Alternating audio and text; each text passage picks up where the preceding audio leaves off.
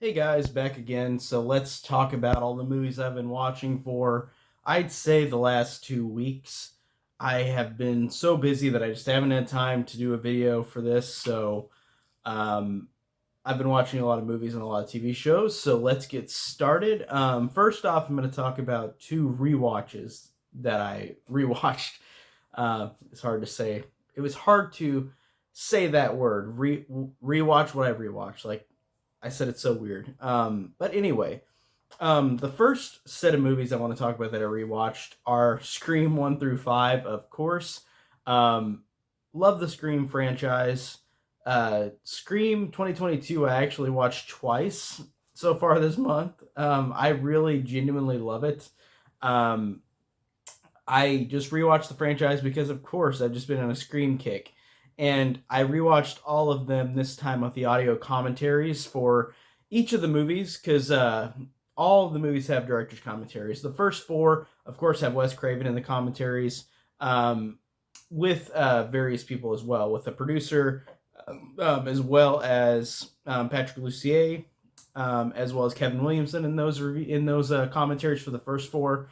And Scream 2022 has radio silence, or one of the two radio silences in the audio commentary for that.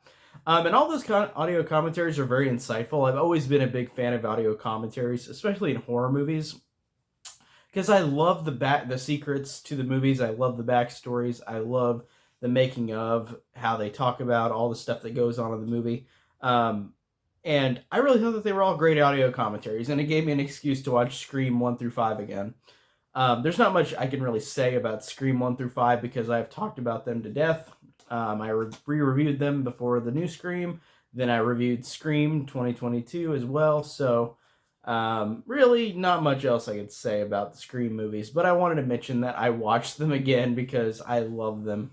Um, then another movie that I rewatched, which was on a whim with a friend, was You're Next, which is a horror movie from 2014 about this rich family who is getting attacked by a set of killers in their mansion. And it's weird because this movie, on the surface, rewatching it, I really still loved it. But it's so funny to watch the idea of how they're really trying to make these cliches like really over the top, in which all these characters make the dumbest decisions in the world except for Aaron, who is the character who's the badass of the movie, the one who's the survivalist. But every other character does everything stupid imaginable, and I think does on purpose. Um, and I really liked it on rewatch. I thought it was brutal. I thought it was fun. It was funny. It's very similar to Ready or Not, which I have trouble picking between both of these movies, between You're Next and Ready or Not. And Ready or Not, I really enjoy as well. And I've only seen it once. I saw it in the theater, but I think I will want to rewatch it again one day. But but there's a lot of similarities between that, where it's a family at home and they're being attacked, and it's a thriller in that way. Um, I mean, there's of course different things about Ready or Not and You're Next, but they just feel aesthetically kind of the same. Um, but You're Next, I thought was badass and really fun and really entertaining. Just like I said, most people have seen it already, and I've seen it before. I just rewatched it on a whim with a friend, but I enjoyed You're Next as well. The next one, this is a movie that I watched for the first time, which is The Believers. And The Believers is a 2007 horror thriller where it is about a set of ambulance drivers that are abducted by this cult that are there to eradicate all of Earth, like all of the human beings of Earth. It's a suicide pact. Now, this one surprised me because I didn't expect this one to be as interesting as it was, because I thought this one was really creepy and bizarre. Um, it is terrifying, and these kind of cult movies I'm not super into, but they like suicide cult movies, but sometimes they work, and this one I thought really worked. I thought it was really creepy. It just was really bizarre, and it really drove home how creepy and disturbing it is. And it just was a really downer of a movie, but in a good way. Like, I did like it, and I thought it was really well done. Um, there's a movie that I forgot to mention that I rewatched again, but I'm not going to talk about it because I talked about it a million times. Spider-Man No Way Home, of course. Rewatched it again. Of course I did. Nothing else to say about it, though. Um, then one more movie that I watched that is an older movie, and then the last two are new releases. So the next movie that I watched was Doll Graveyard, which was a Charles Band horror movie from the 2000s about killer dolls. It starts out with a little girl in the 1910s, and the dad's like, you don't need these creepy dolls," and she's like, "I love them, they protect me." And then he throws her into a hole, and then she dies in the hole, and then he just buries her in the hole with the dolls, and then it's 2000s. Like it immediately cuts to the 2000s, and now um, that that girl, her ghost, is now bringing out these killer dolls again, and a family finds them, and it's just a couple of teenagers at home with a couple older girls, and they all are attacked and are killed by these graveyard dolls. This one I thought was pretty bad. I do like some of these full moon movies where like they're killer doll movies. Like I do like Demonic Toys, the first one. I watched the second one like a month ago and I did not like it, but the first Demonic Toys I liked. Um, Puppet Master, I do like a lot of those. Not all of them, but I like a lot of those as well. Doll Man, I thought was fun. Like they do a good job sometimes with entertainment with their low budgets, but man, there's something about the 2000s full moon movies that just get really, really shitty and really, really not entertaining for me personally. There's some people who might like these, but I can't find that many that I enjoy from Full Moon that are after 2000. I did like Killjoy 3. I'll say that. Killjoy 3 was way better than Killjoy 1 and 2, which were dog shit, but Killjoy 3 I thought was entertaining and fun. But that's the only movie so far from these 2000s Full Moon movies that I did not like, or that I liked. The other ones I couldn't stand, besides Killjoy 3. Um, it's something about it. It's weird because Full Moon has always been low budget. It has always been extremely low budget movies, but I feel like the charm just wears off after like the 90s. Like it's so weird watching these movies. And like I said, I haven't seen every Full Moon movie, so there might be some more 2000s Full Moon movies I might enjoy. But man, the other ones I've seen from the 2000s, like Ginger Dead Man, or like I said, this one, or some of the Puppet Masters in the 2000s, like they just don't do much for me. And the first two Killjoys are terrible, so I just don't find many of the Full Moon movies after the 2000s that are entertaining, and this one is definitely no exception. It's really not good. It's pretty bad. It's got a couple of so bad it's good moments of dialogue in it, but it is so boring. It is an hour long, and it's got 15 minutes worth of credits, and I shit you not, the credits in this movie, like they do this in all these Full Moon movies that are later, where it'll have dialogue on the credit screen, and you know how dialogue usually goes this fast, like on screen, like it's just going up, going down like this. Well, with a Full Moon movie, it's literally dialogue up here at the end credits, and then it just is this slow, literally this slow, just like barely moving. It is ridiculous, and it is 15 minutes worth of in credits because they wanted to pad time because the movie's only an hour long. So with the credits, it's an hour and 15 minutes long, which is ridiculous, you know. But yeah, I know it's low budget. I understand that, but I just did not find this one good. Like most of the 2000s Full Moon movies for me personally that I've seen so far. But I'll watch more. I'll see. It's not like I get pissed whenever I watch these movies. I'm just like, this movie's bad. It's dumb. But Doll Graveyard is basically just another of those movies. It's another Puppet Master. It's another Demonic Toys. It's just got a new coat of paint for all these killer dolls. They all look different because they're new dolls, but they do the same thing. One even has the drill, just like in Puppet Master, like Tunneler. So it's very, very just bottom of the barrel, like this movie, Doll Graveyard. I'm gonna watch Dangerous Worry Dolls soon. Sorry, my voice cracked. Dangerous Worry Dolls soon, which is part of that box set I got. I got a 3-pack where it had Demonic Toys 2, Doll Graveyard and Dangerous Worry Dolls, and I've seen the first two, but I have not seen Dangerous Worry Dolls, so I'll watch that soon. I wonder if I'll feel any different, but like I didn't enjoy Demonic Toys 2 or this one, Doll Graveyard, so hopefully I like that one a little better. We'll see. But that's it on the rant for Doll Graveyard. Let's talk about the two movies I saw theatrically in the past 2 weeks. So first off, I watched Sonic the Hedgehog 2, which of course everybody knows is a sequel to the first Sonic the Hedgehog from 2020, which I really enjoyed. I thought it was really fun. It surprised me how much of an entertaining movie it was for a video game movie adaptation because most of these adaptations for video game movies are not good. And I haven't seen the new Uncharted yet. I do need to see that, but I haven't finished the Uncharted games. I've played half of the first one, which I really like, but I just have so many games I want to play. But Uncharted, I heard that one is fine, like most of them. I remember liking the Tomb Raider movie from 2018 and the other ones that were so cheesy with Angelina Jolie. There are some video game movies that I can watch and I think are fun. But honestly, when it comes to video game movies, I think the first Sonic the Hedgehog and this Sonic the Hedgehog, the second one, are honestly some of the best because they're just so utterly fun. Like, I did really dig them, and I was genuinely surprised watching this second one. It has some cheesy moments for sure, but man, it is really entertaining with the deliveries, the lines, even though some of the lines are really cheeseball. Of course, you're going to expect that, but it's for kids as well. So I mean, it's not like I'm not saying like, oh, it's sophisticated, because it's not. It's not trying to be.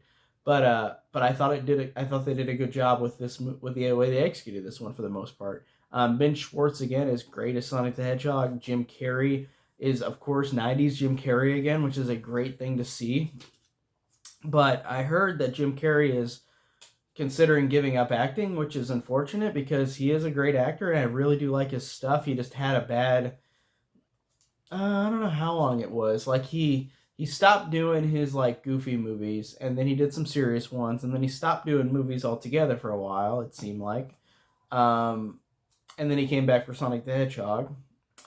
And now he's kind of quitting. And that's kind of unfortunate because I did really like his performance in these two movies. Because it really felt like old school Jim Carrey, like The Mask or Dumb and Dumber kind of thing. Or the Cable Guy kind of thing. Like he does a good job in this movie and I really did like him in it. And I hope that we'll see more of him.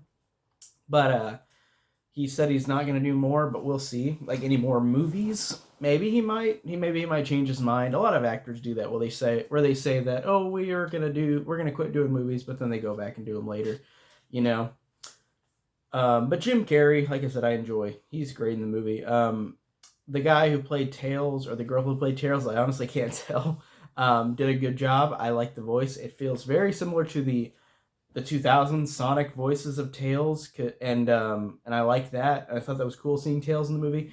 Knuckles, I really enjoyed. Idris Elba is a great performance as Knuckles, like voice performance.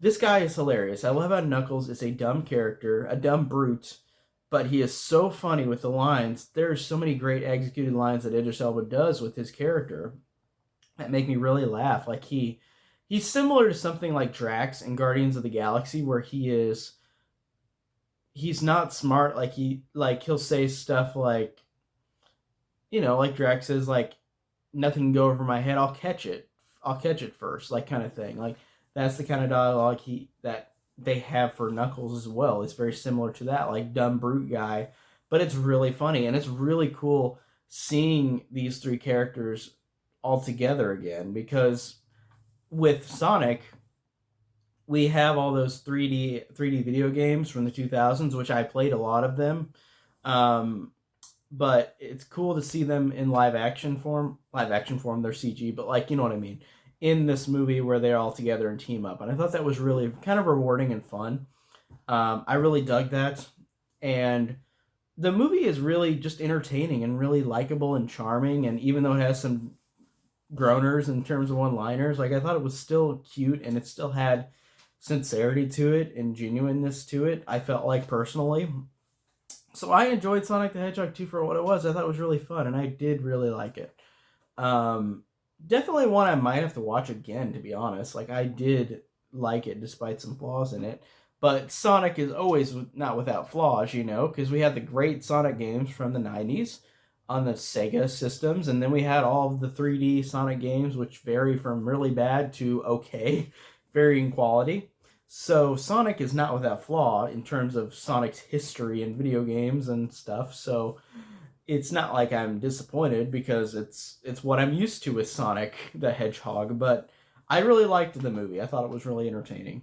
And then the last movie I'm going to talk about, and it's the other theatrical movie I watched, was Fantastic Beasts: The Secrets of Dumbledore, which is of course the third Fantastic Beasts movie.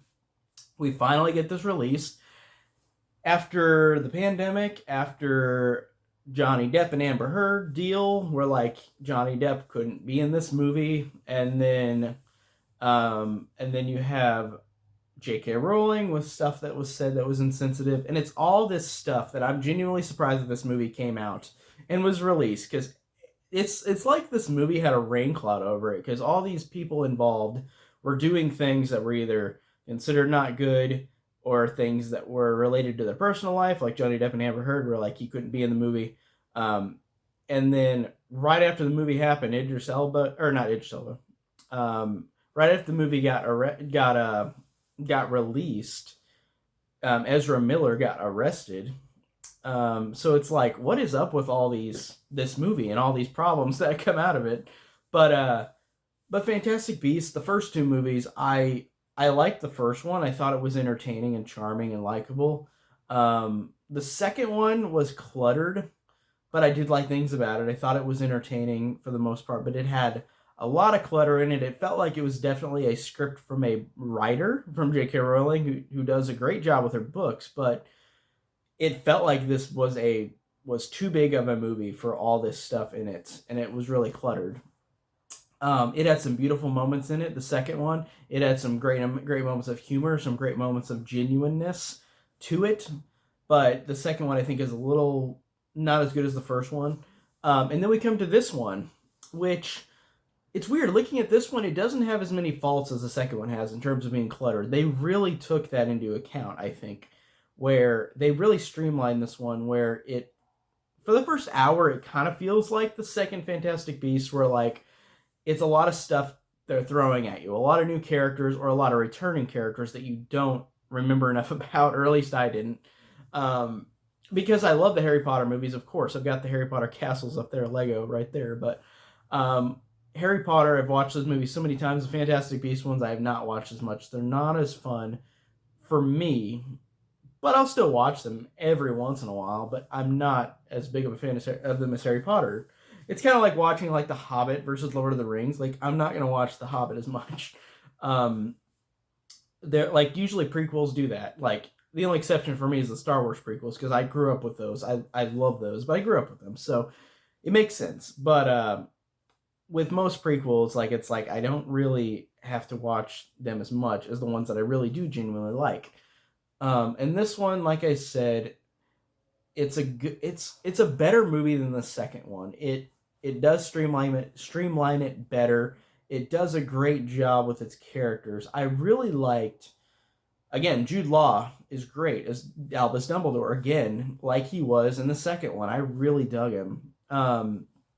He has a lot of great moments, a lot of ticks that you just notice that he replicates from the other two actors who played Dumbledore, Richard Harris and Michael Gambon. Like, that's is really, really well done with Jude Law's performance. Mads Mikkelsen as the replacement for Grindelwald, I thought was really good. And Johnny Depp, I didn't mind in the second one. I thought he was fine. Like, I did think he was good in the movie.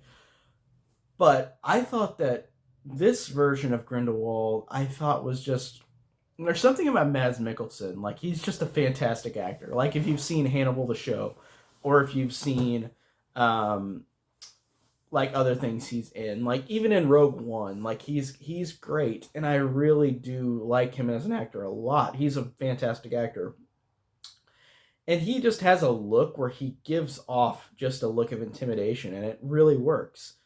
Um, he is an intimidating figure, and I did like that. I did like too that Newt Scamander, who is honestly not feeling like the main character anymore. Like the first movie was about him, but now it's more about Dumbledore and Grindelwald because, of course, they're not good. They're gonna try to go back to the Harry Potter formula because these movies have not failed so far, but they have not been as successful. So, um, Newt Scamander is a character that was the main character. Now he didn't feel like that much, really, but I still like Eddie Redmayne, and I thought he did a good job in this one. Like, he did a good job in the other two, like, don't get me wrong, but I liked him in this, and I thought that he had a lot of funny moments in it, and he is a interesting, wacky, awkward character, and I think that that does make him memorable.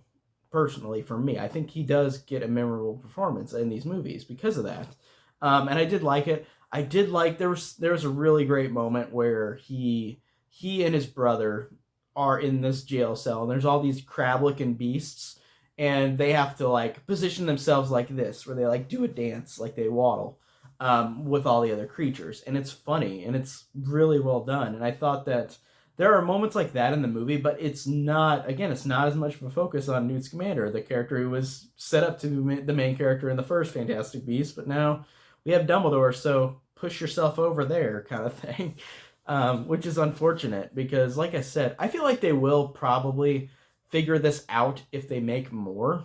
Even though Warner Brothers is allegedly waiting on this movie's performance in terms of critical and commercial success, because they don't know if they're going to make any more, or maybe make one more instead of two more. I don't know. But I liked Newt Scamander as well. I liked all the returning actors. The guy who played Jacob is great. Dan Fogler, like he's really funny, like he is in the last two.